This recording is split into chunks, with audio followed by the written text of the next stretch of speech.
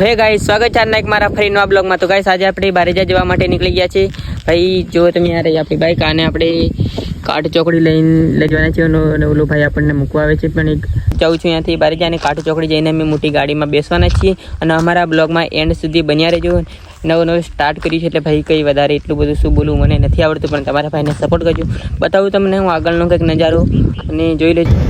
તો hello guys, અમે આવી ગયા છે પરોલી। તો ગાઈસ મેં કાઠ ચોકડીનો વિડીયો ના બનાવી શક્યો કેમ કે હું આવવામાં થોડો લેટ પડી ગયો હતો, એટલે મને થોડો ટાઈમ ના મળ્યો ભાઈ, ત્યાંથી મેં વિડીયો નહીં બનાવી શક્યો। અને હમણાં મેં આવી ગયા છીએ પરોલી। જો તમે આ રહી અમારી બસ, અહીંયા થોડા લોકો એની બાજુમાં ત્યાં મંદિર છે ત્યાં દર્શન કરવા બી જાય છે ભાઈ। હવે અમે ત્યાંથી નીકળવાના છીએ બારેજા જવા માટે। આ રહી બસ, જો તમે ભાઈ મેં કાલ બનાવી શક્યો ને હવે તમે બન્યા રહેજો એન્ડ લગી પૂરા ભાઈ। આ રહી છે મારી બસ, જો તમે ને હું તમને થોડો અંદર નજારો બતાવી દઉં, જોઈ લો। તો આ રહી ભાઈ ગાડી, આ કંઈક આવો કંઈક અંદરનો નજારો છે। આ રહી ગાડી, એવું આવો કંઈક ભાઈ ગાડીમાં અંદરનો નજારો છે। અને જો તમે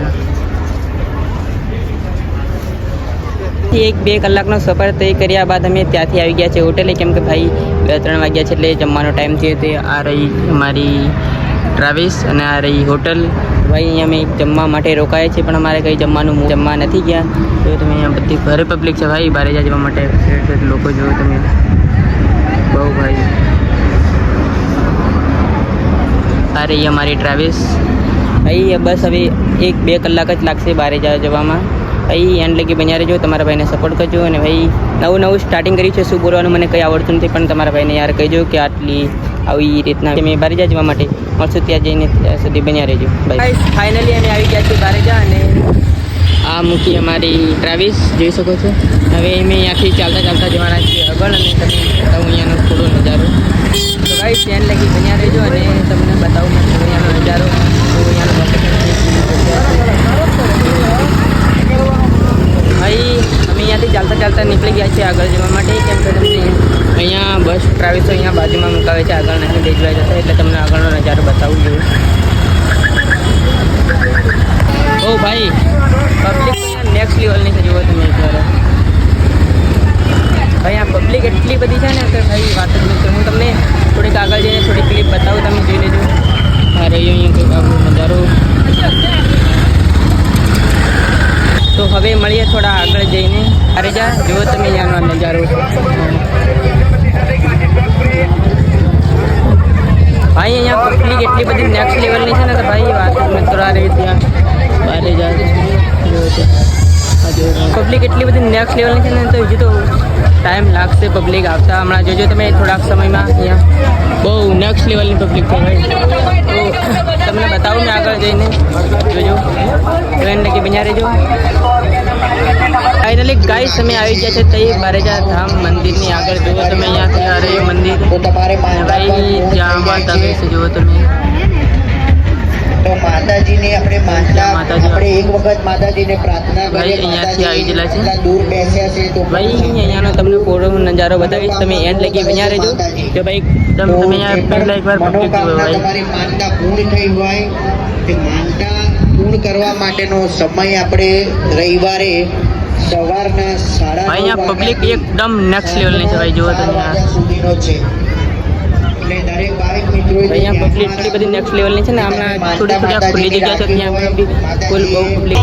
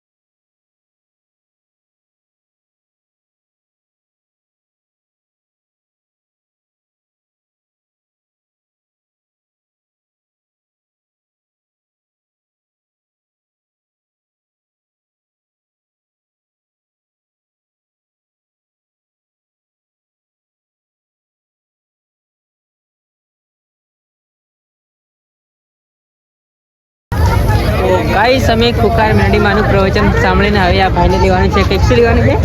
કિચન લેવાનું છે. તો ભાઈ અમે કિચન લેવા માટે જઈએ છીએ. અહીંયા જવાનું છે ભાઈ અમને કિચન લેવા. કોના માટે લેવા કરે? મારી બેન માટે. એના બેન માટે ભાઈ આ કિચન લેવા કરે તો લેવા કરે. અહીંયા કિચન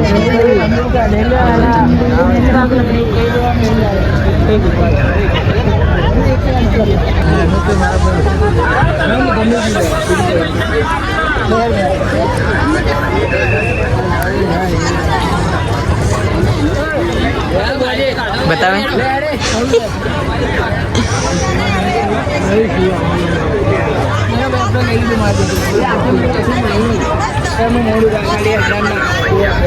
ગાઈસ એને તો કિચન લઈ લીધું છે ને ગાઈસ અહીંયા એટલી બધી પબ્લિક છે. ખુખાર મેલડીમાંનું પ્રવચન પૂરું થયા બાદ તમે અહીંયા જોઈ શકો છો આવો કંઈક આ નજારો.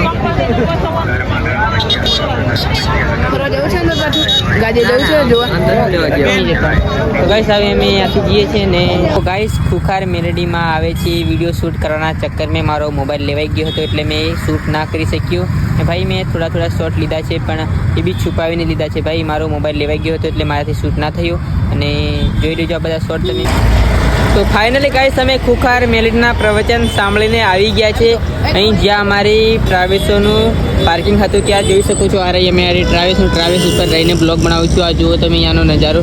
હવે ભાઈ સારી પબ્લિક પ્રવચન સાંભળીને જઈ રહી છે જેમ કે 11-12 વાગ્યા આવ્યા છે. જોઈ શકો છો તમે આ માહોલ છે કંઈક આવું પાર્કિંગ છે ભાઈ. અહીંયા એટલી બધી ગાડીઓ છે ને બહુ ભાઈ એક જ પડેલા છે આખા પાર્કિંગમાં ભરીને. તો જોઈ શકો છો તમે આ બધું આવું કંઈક અહીંયાનું લોકેશન છે. ગાઈસ હવે 11-12 વાગ્યા આવ્યા છે એટલે લોકો બધા પ્રવચન સાંભળીને જઈ રહ્યા છે. ભાઈ મારો બ્લોગ તમને સારો લાગ્યો હોય તો પ્લીઝ લાઇક શેર સબસ્ક્રાઈબ જરૂર કરજો અને મળશું કંઈક બીજા નવા બ્લોગમાં. ત્યાં સુધી બાય બાય.